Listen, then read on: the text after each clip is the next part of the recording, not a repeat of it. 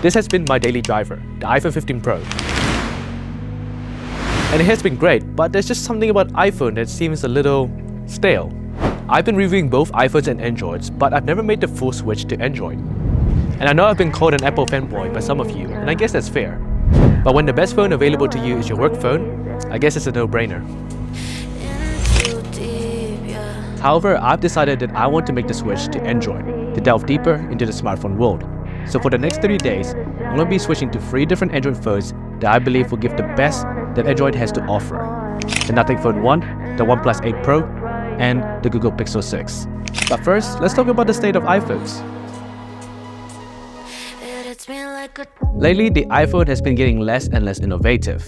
And in the iPhone world, there really isn't much going on. The iPhone 16 Pro looks exactly like the iPhone 15 Pro, and when the biggest difference to your latest model is a hyped up button that's not even called a button, well, incremental upgrades sound even more minuscule than ever. Don't get me wrong, I think that iPhones are great phones and they have their own set of pros and cons, just like any other phone. And to be perfectly honest, there is no phone that's going to be the perfect phone. I don't think the iPhone or any other Androids will be able to tick the right set amount of boxes that I would need, or anyone would need. But I want to be more familiar with more smartphones, which is why I'm going on an iPhone detox. So let's talk about the Android phones that I chose. The Nothing Phone 1, unique and different. The Oneplus 8 Pro, innovative with a flagship killer legacy. The Google Pixel 6, the pure Android experience. Why not Samsung? You may be asking that, and the reason why is because I've tested a bunch of Samsung phones and I know what the experience is like.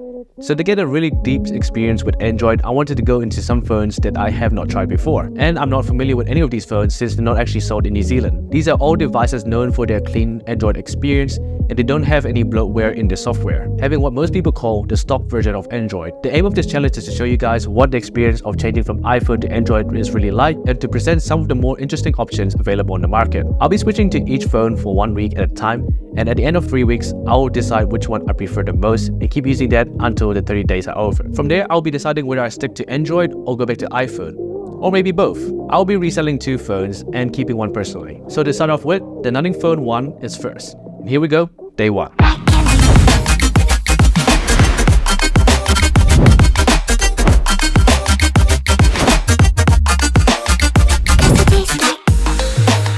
So this is the Nothing Phone 1, the first phone from nothing, the company spearheaded by Carl Pei, the co-founder of Oneplus.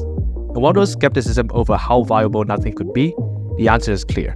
Nothing is here to stay. The Nothing Phone 1 is equipped with some pretty moderate mid-range specs.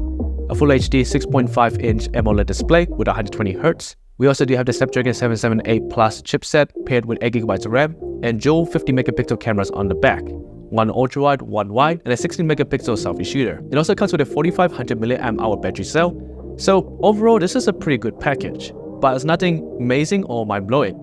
But what sets this phone apart is its glyph interface. Having a large array of lights on the back of the phone that light up according to whatever you set it to is pretty cool. But is this just a gimmick, or is there something more to it? Let's take a deeper look. So now I'm switching my SIM card over from the iPhone to the Nothing Phone 1, and this is where it's going to be in for the whole week. Now so far, I have some pretty cool impressions on the Nothing Phone 1. First of all, I've already transferred all my data over, so it's pretty much just the same as I had on my iPhone. So far, I think that the glyph lights are pretty cool. One of the coolest things about these lights is that you can set it to whatever you want it to do. For example, if you are playing some music, you can set the glyph lights to go along with the music. And you can also set some different arrangements for whether you're getting a call, the text, the message, or whatever, which is pretty nice. Now, holding the phone in my hands is actually quite built nicely. We do have these metal rails, which are reminiscent of the iPhone 12, and we also do have a glass back and front. However, this is a used phone, so the glass on the back has already been scratched quite a bit. But other than that, it does look very premium, and this transparent look is very unique, which is something you don't see on any other phone. It is quite dense and a little bit heavy, but it feels pretty nice to the touch.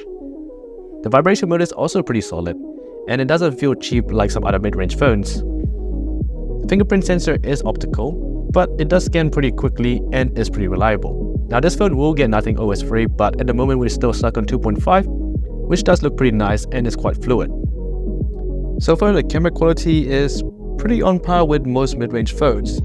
It's nothing amazing, but they are pretty high resolution and they do look pretty alright. but I'm gonna have to put it to the test to see how good these cameras really are. So far, I do think that the camera software is pretty good and the user interface is pretty quick and snappy, but I'll leave my full thoughts to the full review. Okay, so I finally finished setting up the Nothing phone and it's ready for me for the next 7 days.